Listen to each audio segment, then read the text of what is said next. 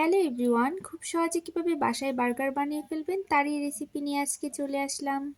তো প্রথমে মেয়োনিজ বানিয়ে নিয়েছি, তার সাথে চিকেন ভেজে নিয়েছি, তার সাথে গাজর, শসা, টমেটো, বার্গারের বান নিয়ে নিলাম।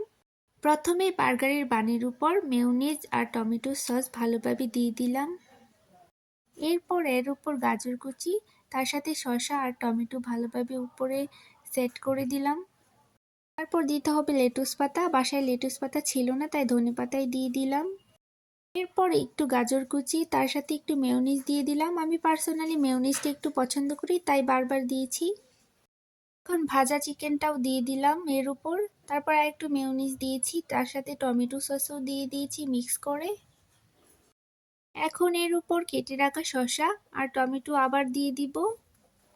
সব শেষে এর উপর একটি স্লাইস চিজ দিয়ে, তার উপর টমেটো শসা দিয়ে, বার্গারের আরেকটি বান দিয়ে বার্গারটি বানিয়ে নিলাম। খুব সহজে ঘরোয়া উপাদান দিয়ে তৈরি হয়ে গেল একটি বার্গার। আপনারা চাইলে আপনাদের পছন্দ মতো বানাতে পারেন।